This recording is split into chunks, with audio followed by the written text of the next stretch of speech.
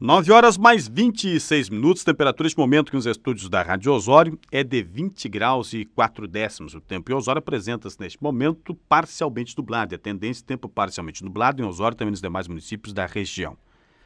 Já está na linha conosco o promotor de Capão da Canoa e também de Xangri-Lá, o Dr. Matheus Stoquete de Abreu, para nós falarmos a respeito dessa situação que se gerou, dessa polêmica no município de Xangri-Lá, na Câmara de Vereadores de Xangri-Lá, em relação ao parecer do Tribunal de Contas do Estado do Rio Grande do Sul, em relação às contas do ex-prefeito do município de Xangri-Lá, Celso Bassani Barbosa.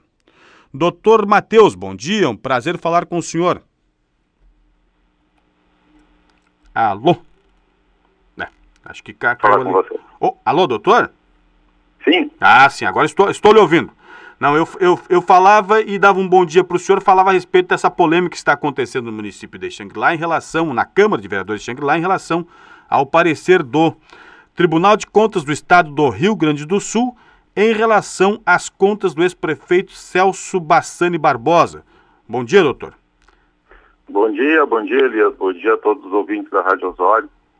É um prazer falar com vocês. Muito trabalho aí em Capão da Canoa e também em Xangri-Lá? Bastante trabalho, como sempre. O Ministério Público tem sempre muitas tarefas, muitas atribuições, e esse ano, com a questão eleitoral, também com essa parte de atuação. Uhum. O senhor está na eleitoral, qual é a outra promotoria que o senhor responde também, doutor? Eu respondo também pela área civil, pela área da infância e juventude e improbidade administrativa. Bom, muito trabalho mesmo, né? Bastante. Muito trabalho mesmo. Bom, doutor, explica um pouco melhor para nós, né? Esta situação deste parecer do Tribunal de Contas do Estado do Rio Grande do Sul em relação às contas do ex-prefeito Celso Bassani Barbosa. E também, principalmente, o que o senhor solicitou, recomendou ou orientou o Poder Legislativo do município de Xangri-Lá?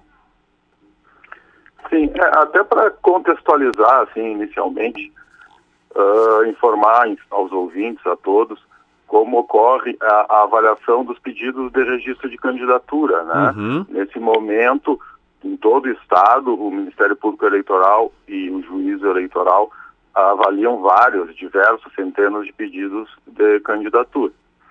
Uhum. O Ministério Público possui, há algum tempo, um sistema chamado Sisconta, né? Sisconta Eleitoral, que inicialmente ele foi criado visando a avaliação primeiro da prestação de contas dos candidatos. Uhum.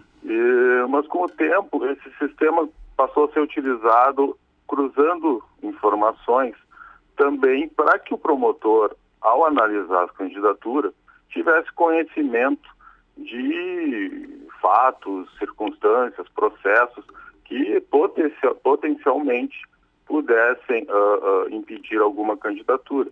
Uhum. E nesse contexto, o Ministério Público aqui em Capão da Canoa teve conhecimento de um julgamento que o Tribunal de Contas entendeu irregulares as contas aí do senhor Celso Bassani Barbosa no exercício de 2012, correto? A partir daí, eu fui analisar esse processo e me deparei com a seguinte situação. O Supremo Tribunal Federal, isso em 2016, pacificou o entendimento num recurso extraordinário com repercussão geral reconhecida, ou seja, com obrigação de seguir esse entendimento para todos, de que as contas de governo, não só as contas de governo, que são aquelas contas anuais que o prefeito presta, mas também as contas de gestão, quando o prefeito atua como um ordenador de despesa, né? E também essas contas de gestão... Doutor, explica para nós, até para nós entendermos, né? Qual a diferença da conta de governo para a conta de gestão? A conta de governo ela é prestada anualmente pelo chefe do Poder Executivo. A finalidade dela é demonstrar as atividades financeiras da administração pública como um todo. Naquele exercício financeiro, quais foram as ações governamentais, como é que foram os programas orçamentários no período, Uhum. nível de endividamento, destinação de recursos nas áreas prioritárias, né? Uhum. Cumprimento dos gastos mínimos obrigatórios, em Uhum. educação, por exemplo, observância dos limites de gasto com pessoal. As Uhum. contas de governo têm esse viés. Uhum. Né? Já as contas de gestão é porque o prefeito, né, nos municípios, em especial de médio e pequeno porte, ele também atua como ordenador de despesa. Uhum. Né? Então, a questão da aplicação desses recursos públicos, por quem está gerindo esses recursos públicos. Aí são observadas mais a questão da legalidade, economicidade dos atos praticados, regularidade de procedimentos, né? Uhum. Eventual lesão ao erário.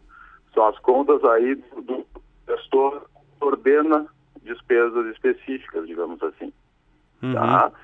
E essas contas de gestão, durante muito tempo, se entendeu, inclusive na doutrina, que o Tribunal de Contas julgava essas contas e elas não precisavam passar pelo Poder Legislativo. Uhum. Então, as contas julgadas pelo Tribunal da Corte de Contas já tinham o seu fim, né, naquela análise técnica. O STF, em 2016, então, fixou o entendimento de que tanto as contas de governo quanto as contas de gestão devem passar pelo Poder Legislativo. Ou seja, a Câmara de Vereadores é o órgão competente para, ao final, julgar a regularidade ou não das contas de um prefeito, qualquer que seja a espécie de contas, quer seja de governo, quer seja de gestão. Uhum. Tá? Então, hoje, ao me deparar com essa avaliação técnica, né, do Tribunal de Contas, das contas de gestão de 2012, eu questionei a Câmara de Vereadores de Xangri-Lá, algumas semanas atrás, se essas contas já haviam sido apreciadas, né, pelo Poder Legislativo do município. E tive a resposta de várias contas que foram apreciadas, se não me engano, em 2017, as últimas. Sim. Né, foram apreciadas em 2017 pela Câmara, mas não constava esse processo. Uhum. Então, a partir daí, eu entendi que era meu dever de ofício, né, comunicar à Câmara que há esse processo das contas de gestão de 2012 para que ela apreciasse. Uhum. E foi aí que eu encaminhei por ofício, né, Sim. algumas partes desse processo para a Câmara, para que ela aprecie, para que ela julgue essas contas. Uhum. Mas o senhor deu prazo ou não deu prazo? Porque o Ministério Público, pelo que eu saiba, só recomenda, né? Recomenda... Pois é, não, na verdade é o seguinte, ontem eu fiquei sabendo dessa celeuma, né, com relação ao ofício do Ministério Público, que talvez tenha tido outra interpretação. Uhum. O que acontece? Como há toda essa questão jurídica, né, interpretativa e uma sedimentada pelo Supremo Tribunal Federal, eu fiz um despacho dentro de um procedimento para encaminhar à Câmara.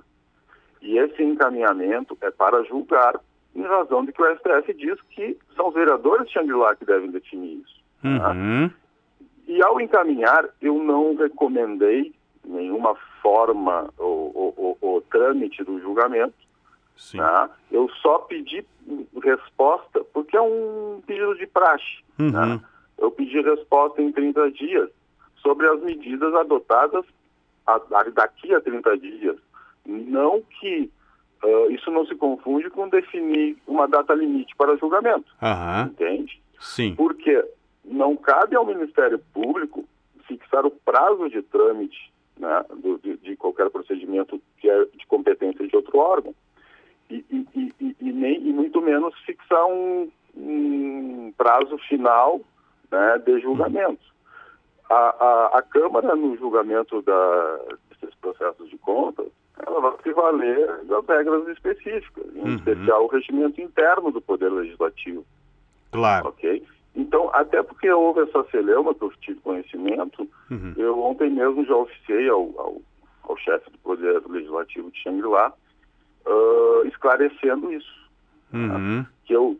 O pedido dos 30 dias é que daqui a 30 dias a Câmara me informe como é que está a situação. Uhum. Não que diga se já julgou ou não julgou, Claro. né? Mas que diga como está o andamento. Isso é muito comum no dia a dia do Ministério Público, né? Às vezes nós temos uma notícia de uma irregularidade de um servidor, por exemplo, e encaminhamos para o órgão, às vezes, fazer um procedimento administrativo em respeito àquela situação, e eu Sim. peço informação em 30 dias, Uhum. para acompanhar aquilo, e não para fixar um prazo máximo ou o Ministério Público fixando um prazo máximo de julgamento. Uhum. Sim. Doutor, até para nós esclarecermos, e toda essa celeuma realmente é por causa do processo eleitoral que nós estamos vivendo e que hoje o Celcinho é candidato a prefeito do município de Xangri-Lá.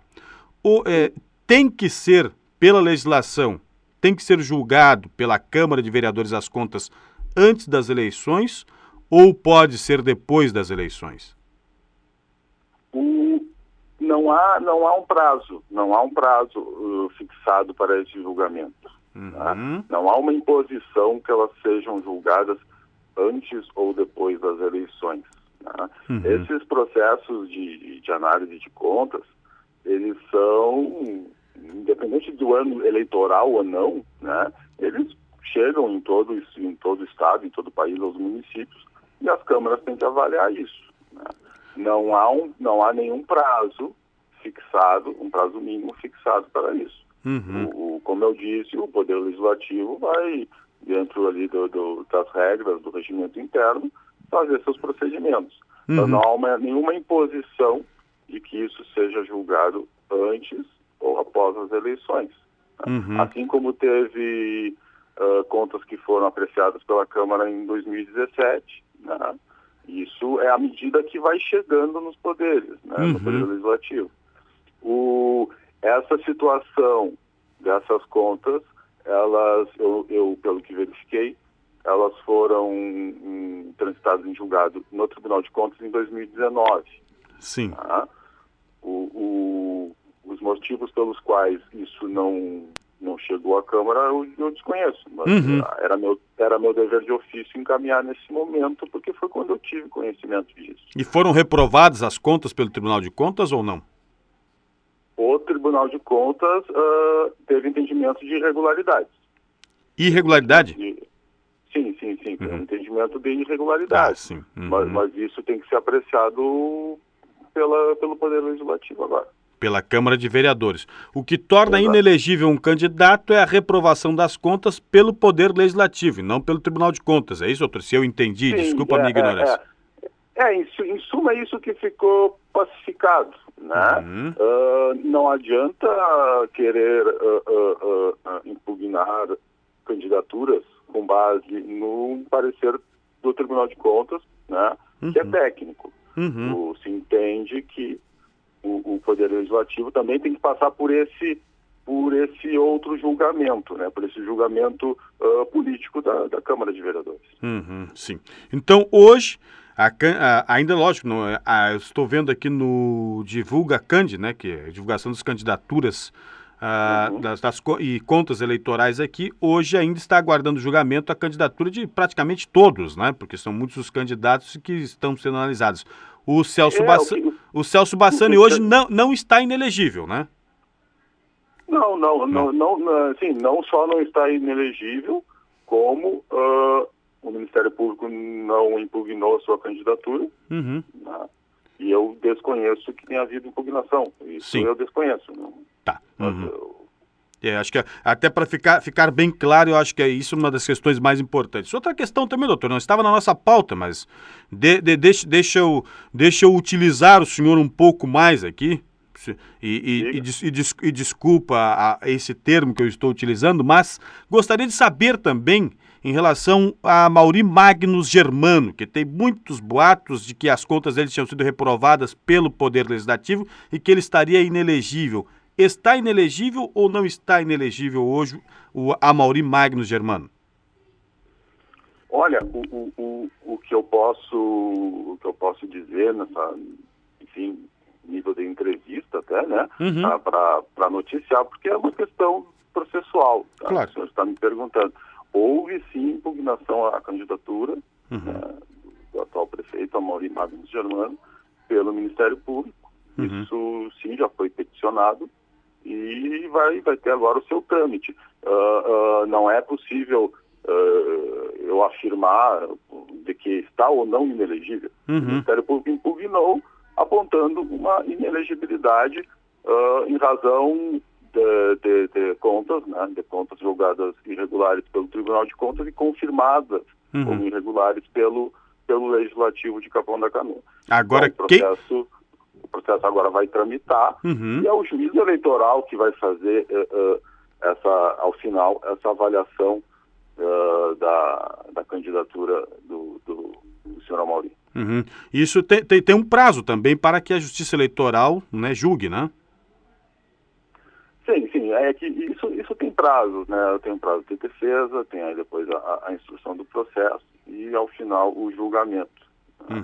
A lei chega a referir o julgamento em primeiro grau antes das eleições, mas hoje o processo eleitoral é muito curto, né?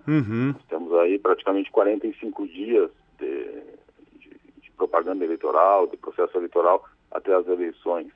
E é um período muito curto, às vezes insuficiente para que haja esse julgamento antes do dia da eleição. Mas isso não tem como afirmar se isso será julgado antes ou depois. Isso é uma questão agora processual. Sim, e depois ainda, se julgado tanto um lado quanto o outro, tem também e cabe os recursos, né? Sim, ainda tem os recursos. Vai muito tempo. Os recursos ao Tribunal Regional Eleitoral e, eventualmente, ao TSE. Bom, o doutor Fernando Andrade Alves, promotor aqui de Osório, está mandando um grande abraço para o senhor e diz que, além do senhor ser amigo dele, né, é um dos mais dedicados e preparados que ele conhece. Está mandando um grande abraço para o senhor e diz que a entrevista está muito boa. Manda um abraço para ele, meu colega de concurso. Ingressamos juntos no Ministério Público, nos conhecemos há muito tempo.